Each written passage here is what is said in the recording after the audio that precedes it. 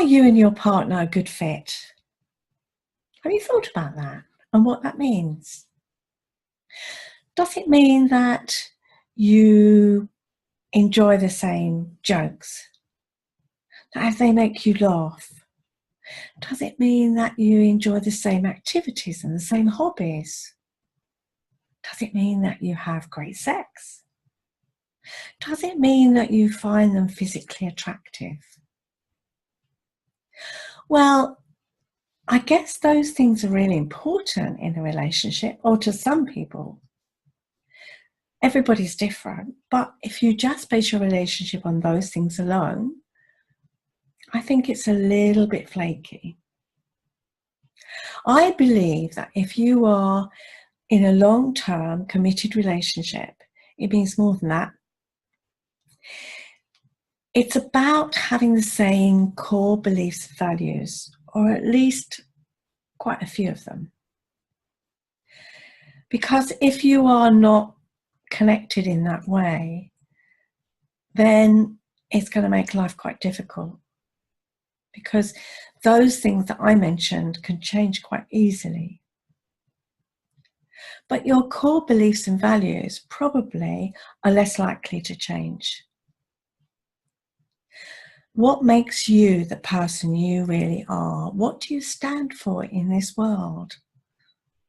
What do you really want from life? So when you get together with somebody, you really need to have some kind of a contract. Well, let's face it, you wouldn't take a job unless you knew what you were getting into. You wouldn't say, okay, yeah, that job looks all right. They're going to pay me money and off I go. Well, being paid for the job is part of the contract.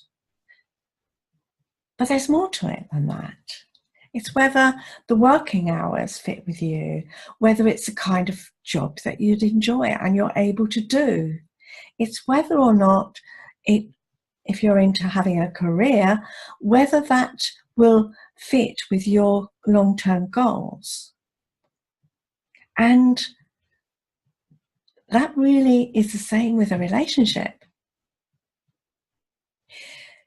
Whether you are somebody who's adventurous and wants to travel the world, if that's what you want to do and it really is important for you, then being with somebody who's a home bird and doesn't want to travel outside of the town they live in and never have done, and the thought of it would really terrify them, or they would not be able to leave their family of origin, that's going to cause real problems in the future, because one or other may feel they have to compromise and not follow their dream and their passion, or they're going to really decide digging their heels into it anyway, which is going to leave the other person alone, because they may not want to follow that person, or they may not want to stay at home. So you can see that could cause huge issues.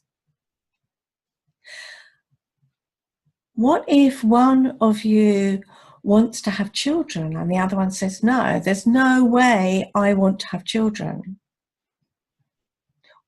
Okay, you may not be fortunate enough to have children. It's not that gift that's given to everybody.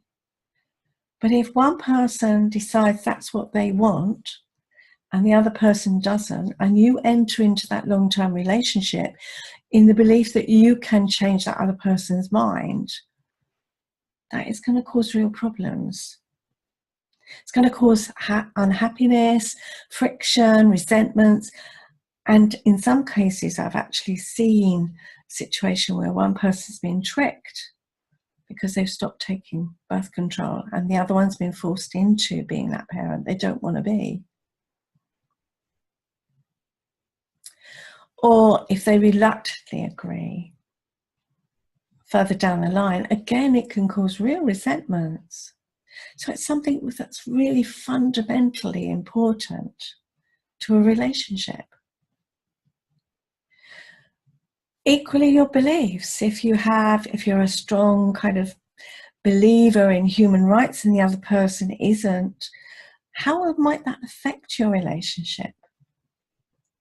If one of you really wants to study and train and really wants to invest in their career, if the other person isn't prepared to support them, again, that can cause fundamental problems.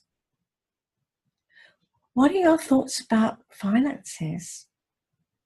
Money?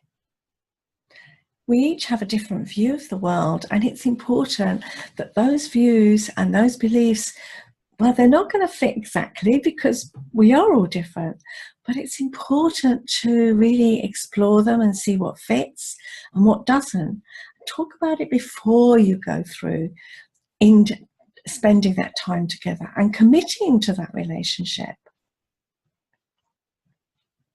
It might seem a bit cold-hearted in some ways, you know, you fall in love and everything's rosy and magical and you don't want to make any thoughts about those hard facts, but they're really, really important, because once you're in that relationship and you've got down to out of that honeymoon period, which I think is absolutely amazing, but once you get into the everyday routine, that's when the real relationship starts. And if you haven't ironed out some of these issues in the beginning, then you're going to find it even tougher. And you may discover that actually you're not a good fit when you've made that investment, when you've decided that you're really going to be committed to each other. And that carries a lot more heartache than if you decide in the beginning that you are not a good fit together. So take some time out and talk about these things. Really think about them. Get to know yourself and what makes you the person you are. What's important to you in your life. I hope you've enjoyed this, and do get in touch with me if you want some help and some support or want to talk further. My email is wendy@yourrelationshipspecialist.co.uk.